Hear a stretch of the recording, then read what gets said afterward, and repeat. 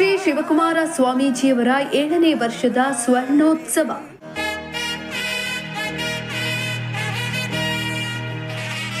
Vice president ಆಗಮನ ಹಿನ್ನೆಲೆ ಸ್ವಾಮೀಜಿ ಜೊತೆ ಸೋಮಣ್ಣ ಚರ್ಚೆ.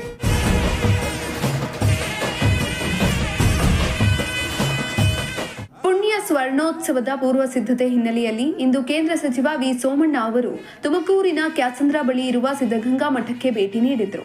ಇದೇ ಸಂದರ್ಭದಲ್ಲಿ ಶ್ರೀ ಶಿವಕುಮಾರ ಸ್ವಾಮೀಜಿಗಳ ಗದ್ದುಗೆಗೆ ಭೇಟಿ ನೀಡಿ ವಿಶೇಷ ಪೂಜೆಯನ್ನು ಸಲ್ಲಿಸಿ ಆಶೀರ್ವಾದವನ್ನು ಪಡೆದುಕೊಂಡರು.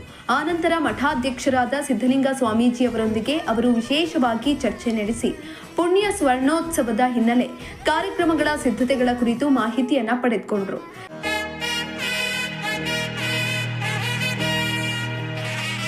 ಈ ಸಂದರ್ಭದಲ್ಲಿ ಇದೇ ಜನವರಿ 21ರಂದು ನಡೆಯಲಿರುವ ಶ್ರೀ ಶಿವಕುಮಾರ ಸ್ವಾಮೀಜಿಯವರ ಪುಣ್ಯ ಸಂಸ್ಕರಣೋತ್ಸವ ಕಾರ್ಯಕ್ರಮಕ್ಕೆ ಉಪರಾಷ್ಟ್ರಪತಿಗಳು ಸಿದ್ಧಗಂಗಾ ಮಠಕ್ಕೆ ಭೇಟಿ ನೀಡುವ ವಿಷಯದ ಕುರಿತು ಮಹತ್ವದ ಚರ್ಚೆ ನಡೆಯಿತು.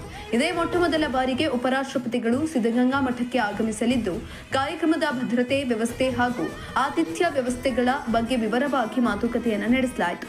ಒಂದು ರಾಷ್ಟ್ರದ ಉಪರಾಷ್ಟ್ರಪತಿಗಳು 21ನೇ ತಾರೀಕು ಶ್ರೀಮಠಕ್ಕೆ ಆಗಮಿಸ್ತಾ ಇದ್ದಾರೆ. ನಡೆದಾಡುವ ದೇವರು, ನಮ್ಮೆಲ್ಲರ ಆರಾಧ್ಯ ದೈವ ಶ್ರೀ ಡಾಕ್ಟರ್ ಶಿವಕುಮಾರ ಮಹಾಸ್ವಾಮಿಗಳವರ 7ನೇ ಸಂಸ್ಮರಣೋತ್ಸವ ಕಾರ್ಯಕ್ರಮಕ್ಕೆ ಭಾಗಿಯಾಗ್ತಾ ಇದ್ದಾರೆ.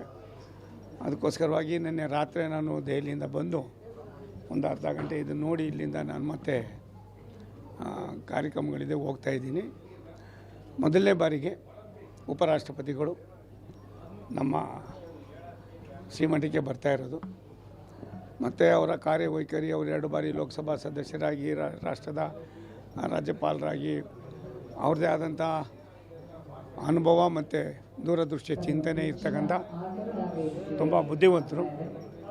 ಅವರು ಬರೋದರಿಂದ ಶ್ರೀಮಠದ ಇತಿಹಾಸವನ್ನು ಅವ್ರಿಗೆ ತಿಳಿಸ್ತಕ್ಕಂಥದ್ರಲ್ಲಿ ಎಲ್ಲೂ ಕೂಡ ಒಂದು ಚೂರು ಅಪಚಾರ ಆಗಬಾರ್ದು ಅಂತ ನಾನಿವತ್ತು ಒಬ್ಬ ತುಮಕೂರಿನ ಲೋಕಸಭಾ ಸದಸ್ಯರಾಗಿ ಶ್ರೀಮಠದ ಒಬ್ಬ ಭಕ್ತನಾಗಿ ನಾನು ಇಲ್ಲಿ ಬಂದಿದ್ದೇನೆ. ಕೇಂದ್ರ ಸಚಿವ ವಿ ಸೋಮಣ್ಣ ಅವರು ಸಿದ್ಧಗಂಗಾ ಮಠದ ಸಾಮಾಜಿಕ ಶೈಕ್ಷಣಿಕ ಸೇವೆಗಳನ್ನು ಸ್ಮರಿಸಿ ಶಿವಕುಮಾರ ಸ್ವಾಮೀಜಿಯವರ ಆದರ್ಶಗಳು ಇಂದಿಗೂ ಸಮಾಜಕ್ಕೆ ದಾರಿದೀಪವಾಗಿವೆ ಎಂದು ಹೇಳಿದರು.